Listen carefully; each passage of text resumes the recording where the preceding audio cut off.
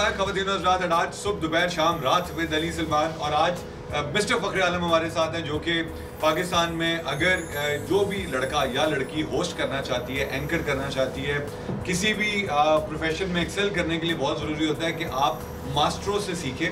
और मेरा नहीं ख्याल कि पाकिस्तान में कोई ऐसा इंसान है, मेरे ख्याल में, मेरा पर्सनल ओपिनियन है, पाकिस्तान में 3-4 लोग हैं जिनकी अपनी एक फॉर्म थी, जिनमें मिस्टर ज़िया मोइनुद्दीन, मिस्टर मोइन अख्तर, मैं दिलदार परवेज़ भट्टी साहब और मुसद्दद दारा साहब का जनरली फ़ैन हूँ। एंड आई थिंक अगर नेचुरल और एक स्पॉन्टेनिटी अगर किसी में है फ़खर, तो वो आप में है।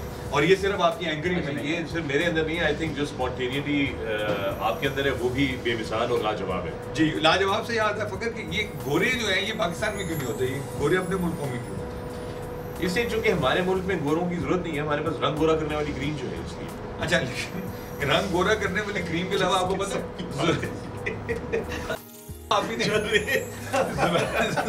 आपने टुटका बताया कि मछली खा के दूध पी लो गोरे हो जाते हो, तो खाम क्रीम लेने में जो 100 रुपए लेते हैं, 20 रुपए की मछली, 10 रुपए का दूध।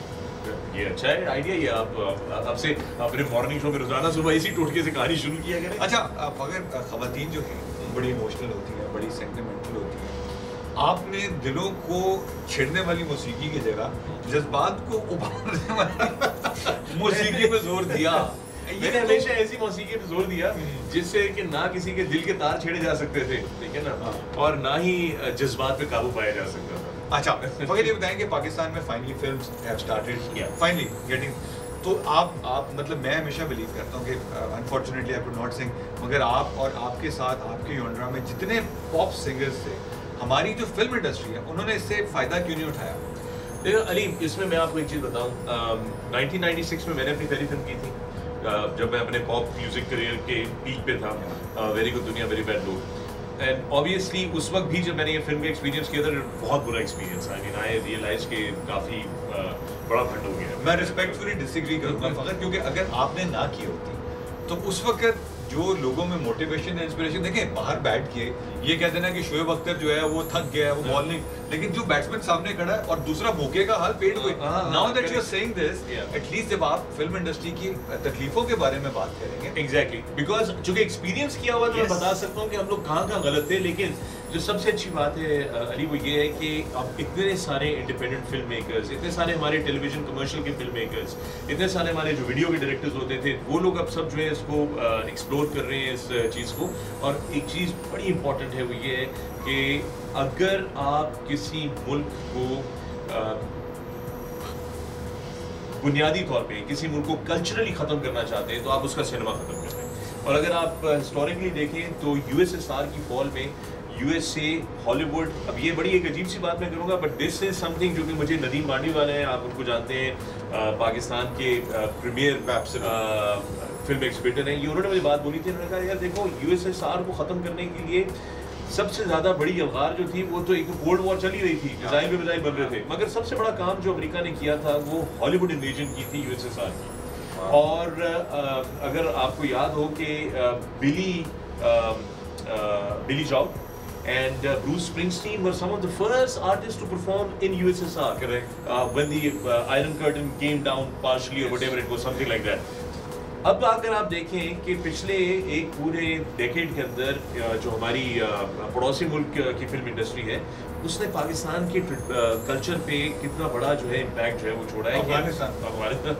अफगानिस्तान की फिल्म इंडस्ट्री, अफगानिस्तान नहीं, हिंदुस्तान की फिल्म इंडस्ट्री की बात कर रहा हूँ मैं, कि उसका कितना उसका कल्चरल इम्पैक्ट है। तो इट इज़ वेरी नेसेसरी कि पाकिस्तान की फिल्म इंडस्ट्री जो है वो एक बार फिर उभरे, और ये नए लॉट के साथ उभरे। वो जो हमारा पुराना क्लीशे ट्रेडिशनल या conventional method of film making था, that is not going to work at all. I think ये शोएब मंसूर साहब का जो काम था, या अब जो मैं सुन रहा हूँ कि जामी भी फिल्म कर रहे हैं, मैं सुन रहा हूँ बिलाल अशारी ये जबरदस्त। I am really very very hopeful and gung ho about it. Fakhar आलम को जो इतना अल्लाह ताला ने नाम, शोहरत, इज़्ज़त और वसअत दिया, आपने क्यों नहीं सोचा कि कोई फिल्म बनाए पाकिस्तान में आके? मैं भी उन बहुत सारे कामों का आपसे जिक्र करूँगा जो आप एक बहुत बड़ा काम करने जा रहे हैं माशाल्लाह। Almost it's been done, but you never thought about making a film. मैं अरे एक तो आप जानते हो, आप खुद भी एक कारोबारी इंसान हो, बिजनेसमैन हो, खुद भी आपका काम जो है वो ग्लोबली फैला हुआ है। ये जो बिजनेस वाला काम होता है ना, इसके बीच में चूंकि बिजनेस सीरियसली मैं लेना शुरू कर दिया था और एंटरटेनमेंट को सेकेंडरी कर दिया था, तो it was very difficult for me to think about it. Ideas आते थे, दिल भी चाहता था, मगर हो नहीं पाता, इतना आसान नहीं होता। Right. आज की दुनिया इतनी कंपेरेटिव हो गई है कि हाफ हार्टेड चीज़ आप कर नहीं सकते। Right. I think the most important thing is कि अभी तो फिलहाल मैं नहीं सोच रहा कि किया जाए ना किया जाए, बट आई रियली वांट कि सिनेमा पाकिस्तान का जो है बने और इंडिपेंडेंट फिल्म मेकर बने। I would love to act in a film, but making a film is not my cup of tea at this time. अच्छा सुना आप हुमायूं सईद की जिंदगी के ऊपर एक मूवी बना रहे हैं जिसमें अताउल्लाह खान साहब जो है वो हुमायूं का कैरेक्टर कर रहे हैं। हुमायूं सईद की मूवी, हुमायूं सईद के ऊपर एक फिल्म बन रही है जिसमें हुमायूं सईद पहले सीन में होंगे कोई 10 सेकंड के लिए और आखिरी सीन में होंगे कोई 10 सेकंड के लिए।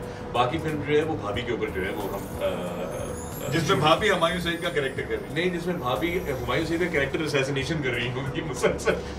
भाभी देख के मुझे कुछ मत कहिएगा कि ये सब इसकी शैतानी है।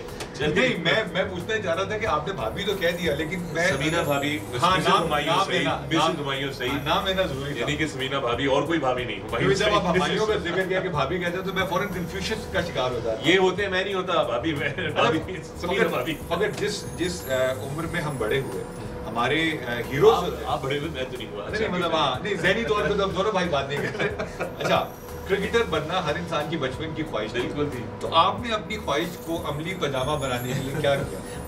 मेरी ख्वाहिश को तो अमली पजामा ही पहनाया गया भाई, सुला दिया गया पजामा पहना के। हाँ। आई थिंक नहीं यार, I wanted to be like every Pakistani youngster जो क्रिकेट खेलता है, वो आइडियलाइज करता है कि मैं पाकिस्तान के लिए खेलूं। और मैं ख्याल है दुनिया में किसी भी मुल्क में कोई भी लड़का या कोई भी बच्चा कोई भी स्पोर्ट खेलता है, वो चाहता है कि अपने मुल्क की नुमाइंदगी करे। तो हकीकत ये है कि not all of us are as good और गुड इनफ और हैव दी अपॉर्चुनिटीज। मेरे पास गालिबन शायद अपॉर्चुनिटीज जो थी वो थी, गवर्नमेंट कॉलेज लाहौर के लिए खेलता था, गवर्नमेंट कॉलेज लाहौर की कप्तानी करता था, तो वो मेरे पास थी अपॉर्चुनिटीज, मगर फिर वो वहीं पे रह गई। उसके बाद वो आगे प्रोसीड नहीं हो सकी। पाकिस्तान अंडर 19 ये वो प्रोसीड करना चाहता था मैं, but it didn't really happen, so I had to let go. But ये कि ऑन एंड ऑफ हम लोग सब मिलके खेलते हैं। हमारी शो बिजनेस की एक टीम भी है जिसमें आप भी खेलते हैं, मैं भी खेलता अच्छा, अगर आपको जब ग्रेड कॉलेज की जो लड़कियों की क्रिकेट ग्रेड कॉलेज की कोई टीम नहीं थी ना, मैं क्रिकेट था, मैं गवर्नमेंट कॉलेज मैं बात पूरी जो ग्रेड कॉलेज की जो लड़कियों की टीम थी, जब आपको उसका मैनेजर बनने का मौका मिला और यूएस ओपन के लिए जब आप जा रहे थे, तो मैं ब्रेक लूंगा, लेकिन जब मैं ब्रेक से वापस आऊंगा तो मैं पूछूंगा तो फखर नहीं गए थे और तमाम लड़कियों ने जाके अमेरिकी नेशनैलिटी ले ली थी। छोटी सी ब्रेक से वापस आएंगे, बच्चियां कितने ने आज सुबह दलील सलमान।